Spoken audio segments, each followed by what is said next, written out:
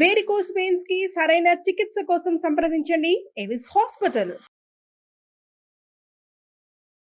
నమస్తే రమ్మగారు. నమస్తే జయ. రమ్మగారు, దెయ్యాలు, పిశాచాలు, రాక్షసులు స్టోరీస్ చెప్తా ఉంటారు కదా, ఒకటి చెప్పండి అండి. సరదా పిశాచాలు కదా చెప్తామా? ఓకే.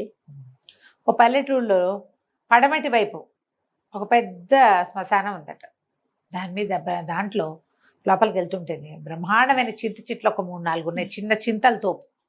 దాని నిండా ఎన్నో పిశాచాలు కాపురం ఉండేవి. అయితే వాటిలో ఒక కుర్ర పిశాచం ఉండేది. అది పాపం పెళ్లి చూపులు సంబంధాలు అవి చూస్తూ ఉండగా సంసార జీవితం పట్ల ఆసక్తి కలిగి ఉన్నప్పుడు చచ్చిపోయింది. పెళ్ళవల పాపం దానికి సంసార జీవితంలో మధురిమలు అనుభవించలేదని చాలా దుఃఖంగా ఉండేది దాన్ని. అందుకని రోజు చెప్పేది, పెళ్లి చేసుకుంటానబ్బా నేను అని, పెళ్లి చేసుకోవాలి అనేది. మిగిలిన వాళ్ళంతా తల ఒక మాట్లాడి వాళ్ళు ఒక ఆవిడ అనేది, ఏం చేసుకుంటావు పెళ్ళి, ఒక పిశాచి చెప్పేదనమాట. అత్త ఆడపడుచు పోరు చాలా ఎక్కువ, వాళ్ళ పోరు పళ్ళకి ఊరిపోసుకున్నాను, నేను ఇక్కడికి వచ్చాను, పెళ్ళొద్దు, పేరెంట్ వద్దు, హాయిగా కులాసాగా ఉన్నాం, రాత్రి అయితే ఇక్కడికి ఎవడైనా వస్తే వాడిని చెడుకు తింటూ సంతోషంగా ఉన్నాం, పెళ్ళొద్దు అన్నది. కానీ ఈ కుర్ర పిశాచానికి మాత్రం పెళ్లి చేసేసుకోవాలని కోరిక. కొన్నాళ్ళకి మిగిలిన వాళ్ళు సరే అంత వెంపర్లాడుతోంది కదా, పోనిద్దామని సరే వెళ్ళు అన్నారు. అత్త ఆడపడుచు లేని సంబంధమే వెతుక్కుంటానని చెప్పి ఏం చేసింది, ఒక చక్కటి అమ్మాయిగా మారి ఒక ఊరికి యువతల ఉన్న అడవిలో కూర్చున్నది. అడవిలో కూర్చునేసరికల్లా ఒక మంచి బలిష్టంగా ఉన్న ఒక కుర్రవాడు కనపడ్డాడు. బాగున్నాడు. ఎవరమ్మా ఈ రాత్రిపూట ఇక్కడ కూర్చున్నావు, ఏమిటి సంగతి అని కేకేస్తే పిల్లంది, నేనేం చేయను, అమ్మా నాన్న లేరు, అన్ని ఊళ్ళు తిరుగుతున్నాను, ఎవరు లేరు, అనాథని అని కాస్త వలవల ఏడవడానికి సరిపడా దుఃఖించింది. కాస్త దుఃఖిస్తే ఇతను అన్నాడు, దాందేముంది, ఏదో ఒక ఊరు చేరి ఎవరినైనా పెళ్లి చేసుకుంటే సరే, వాళ్ళే మీ అమ్మ నాన్నగా ఉంటారు, వాళ్ళ అత్త మామని, ఇల్లు వాకిలి ఉంటాయి, ఏముంది అన్నాడు. అంటే నన్ను ఎవరు పెళ్లి చేసుకుంటారండి, ఎవరు లేని దాన్ని అంది. ఎందుకు నిక్షేపంగా చేసుకుంటారు, నేను చేసుకుంటా పట్టు అన్నాడు.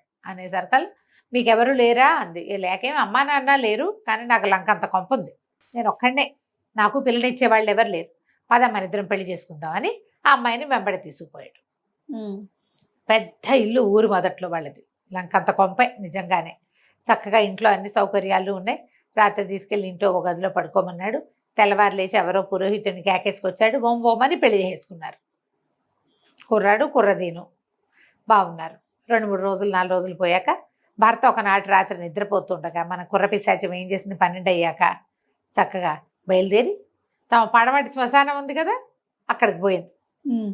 ఆ చెట్టు నిండా పిశాచాలు రెడీగా కూర్చుని ఈ అమ్మాయి మనిషి వేషంలోనే వెళ్తోంది. అక్కడికి వెళ్తుంటే ఎవరో వస్తున్నారు, పట్టండి, చంపండి, కొట్టండి, పీకని లాగండి అని అన్ని కేకలు పెట్టి ఈ పిల్ల పక్కపక్క నవ్వేసి తన ఒరిజినల్ రూపంలోకి వచ్చేసి ఆశ్చర్యపోయి, ఏమే వారమైంది వెళ్ళి ఇప్పటికి వచ్చావు, ఎవడైనా కుర్రాడు దొరికాడంటే బ్రహ్మాండమైన దొరికాడు, చక్కగా పెళ్లి చేసుకున్నాను, ఎంతో సుఖ సంసారం నడుస్తోంది, అసలు అభిప్రాయ భేదాలే లేవు, హాయిగా ఉన్నాను నేను అంటే, నీ మొగుడు ఎట్టాటివాడు అంటే, ఆ మొగుడు మాణిక్యం లాంటివాడు, ఒక్క మాటకు అడ్డం పెట్టడు, ఏ కూర చేస్తానంటే ఆ కూర చేయమంటాడు, ఎక్కడ పడుకుందామంటే అక్కడ పడుకొని ఇస్తాడు, చాలా బాగుంది నా జీవితం, ఎంత బాగుందో, భలే హాయిగా ఉంది, దీనికోసమే నేను ఇంతకాలంగా ఇదైపోతున్నాను అని చెప్పింది. సరే 12:30 గంట అవుతుంటే సరే నేను వెళ్ళొస్తా, కొత్తగా పెళ్ళయింది, మా ఆయన ఏమనుకుంటాడో ఏమిటో, లేస్తేను వెళ్తాను, మా ఆయన లేచే టైం అయిపోతుందని బయలుదేరితే పిశాచాలన్నీ ఆపే, మూసే నీ దుప్పదగా పెళ్లి చేసుకున్నావు, వింది బాబా మాకు అనేసరికి ఏమంది, సరే పోనీ వాళ్ళకి 4 రోజులు పోయాక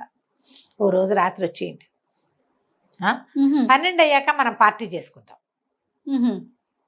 అని చెప్పేసరికి సరే బాగుంది, ఇది ఇంటికి వెళ్ళిపోయింది. భర్త నిద్రపోతున్నాడు, బాగానే ఉంది. తెల్లారింది, ఆ పని ఈ పని చేసుకుంది. 4 రోజులు గడిచింది. మొగుడు పిల్లం ఒకళ్ళకొకళ్ళు అలవాటు అయ్యారు. 9-10 రోజులు గడిచింది. ఒకనాటి సాయంకాలం మొత్తం స్నేహితురాళ్ళందరూ, దీనికి వాళ్ళని పిశాచాలు ఉన్నాయి కదా, చక్కగా అలంకారాలు చేసుకుని అందరూ వచ్చేసారు. విందులు మరి కాదు, వీళ్ళందరూ రాగానే తలుపు కొట్టేసరికి అమ్మో నా స్నేహితురాళ్ళంతా వచ్చారు, అందరూ కట్టుకుని ఒకేసారి వచ్చారని చాలా సంతోషించింది. భర్తకు చూపించింది, ఇది రూప, అది శాంతి, ఇది స్వాతి, విశాఖ అనుకుంటూ పేర్లు చెప్పింది. సుబ్బాయమ్మ, వెంకాయమ్మ, అప్పలమ్మ, రంగమ్మ అని పెద్దవాళ్ళు చిన్నవాళ్ళు అన్ని వయసుల వాళ్ళు ఉన్నారు స్నేహితులు. అక్కడి నుంచి మరి మా ఫ్రెండ్స్ కూడా వచ్చారు కదా, మీరేమో కింద పడుకోండి, ఇవాళకి నేను మేడ మీద మా ఫ్రెండ్స్తో పాటు పడుకుంటాను అని చెప్పింది. మేడ మీద గది వాళ్ళది. వాడు పోయి కింద పడుకున్నాడు మొగుడు, ఇది వచ్చి పైన పడుకుంది. వీళ్ళు స్నేహితురాళ్ళంతా పైకి చేరారు. 12 అయ్యేసరికల్లా సరే ఏం చేశారు, అన్ని తమ ఈ అలంకారాలన్నీ వదిలేసి పిశాచ రూపాయలు ధరించినాయి. ఎక్కడెక్కడి నుంచో తిండి పదార్థాలు పట్టుకొచ్చాయి. ఇక కేరింతలు కొడుతూ తింటూ తాగుతూ గోలగోలగా ఉన్నాయి. ఈ అమ్మాయి మధ్యలో ఉండండి, మా ఆయన పడుకున్నాడో లేదో చూసొస్తానండి. ఈ కుర్ర పిశాచి కిందకి వెళ్ళింది. పిశాచం లాగానే, పిశాచి లాగానే గాల్లో తేలుకుంటూ వెళ్ళింది. వెళ్ళి అంటే చూసి రావడానికే కదా. తీరా వెళ్ళేసరికల్లా ఏముంది, కింద ఒక 30 మగ పిశాచాలు ఉన్నాయి. వాళ్ళందరూ పార్టీ చేసుకుంటున్నారు అక్కడ. ఓహో, నిర్ఘాంతపోయింది. ఓరి వీడి దుంపదేగా, వీడు మనిషి కాదు, వీడు కూడా పిశాచమే. వాళ్ళు 30 మంది పార్టీ అవి ఇవి తినేస్తున్నారు, కొట్టేసుకుంటున్నారు, మధ్యలో పేకాడుకుంటున్నారు. కొంతమంది కేవ్వమని ఒక కేక పెట్టేసరికి దాని ఫ్రెండ్స్ అంతా దిగొచ్చారు. ఏమిటంటే చూడండి వీళ్ళంటే వాళ్ళు ఒక 30 మంది ఉన్నారు అక్కడ. అక్కడి నుంచి వాళ్ళు కలిసి చెడా మడా పొట్టాడేసుకున్నారు. వాళ్ళకి అర్థమైపోయింది, ఇది మహా సౌందర్యవత ఒకటి దొరికింది, బుద్ధిమంతురాలు, చక్కగా వాళ్ళకి వంట చేసి పెడుతుంది, లక్షణంగా చీర పమిటా వేసుకుని బాగుంటుంది అని చెప్పాడు వాడు. ఇదేమిటి ఒరిజినల్ స్వరూపం ఇది. చెడా మడా పొట్టాడుకున్నారు, కొట్టుకుని పీక్కుని రక్కుని ఎవరి దారిని వాళ్ళు పోయారు. వాడేమో వేప చెట్టు మీద ఉండేవాడు, మర్రి చెట్టు మీద ఉండేవాళ్ళ గుంపు. వీళ్ళు దక్షిణాన్ని ఉంటారా, వాళ్ళు తూర్పు శ్మశానంలో ఉంటారు. వాళ్ళు కమ్యూనికేషన్ గ్యాప్ వచ్చింది. ఎవరి శ్మశానానికి వాళ్ళు వెళ్ళిపోయొచ్చి వేధవ పెళ్ళొద్దు, మనిషి దొరుకుతాడని వాళ్ళ కోరిక. పిశాచాలే దొరికేటది, ఇది 2 దొంగ వేషమే కదా, చిచ్చి అని మానేసినాయి. ఇందు కాస్త ఇలా పరిణమించింది అనమాట. కనకంచికి మనం ఇంటికి బుజ్జి కథ, కానీ చాలా బాగుంది. అలా కాదు, ఇప్పుడు మామూలుగా మనం ఇలాంటి కథలు ఇంగ్లీష్ సినిమాల్లో కూడా బాగా కనపడుతుంటాయి. ఏదో నేను ప్రిన్సెస్ అని సినిమా ఇస్తుంది అమ్మడు, అవును, వాడు నేను ప్రిన్స్ అంటాడు. తీరా ఇంతకి వాడు ఎవరింట్లోనో పనివాడు, అది ఎవరింట్లోనో పనిపిల్ల. అదే చివరికి వాళ్ళిద్దరు కలిసి ఏమవుతుంది, మామూలు పెళ్లి చేసుకుంటే వాళ్ళకి పెద్ద జీవితాలు ఏముండవు. అది ప్రిన్సెస్ కాబట్టి దాన్ని ఎలాగైనా పటాయించాలని వీడు ప్రిన్స్ కాబట్టి వీడిని లైన్ లో పెట్టి ఎడగొడ పెళ్లి చేసుకుంటే ఆ జీవితం బాగుంటుంది. మీరు ఎక్కడికో ఇంగ్లీష్ సినిమాలకి వెళ్ళారండి. గత ఒక 10-15 రోజుల నుంచి మా ఇంట్లో ఒక సినిమా మోగుతుంది, F3. సేమ్ కాన్సెప్ట్ రమగారు. అవునా?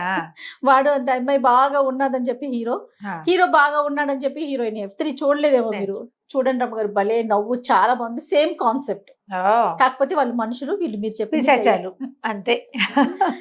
రైట్ రమగారు, నమస్తే.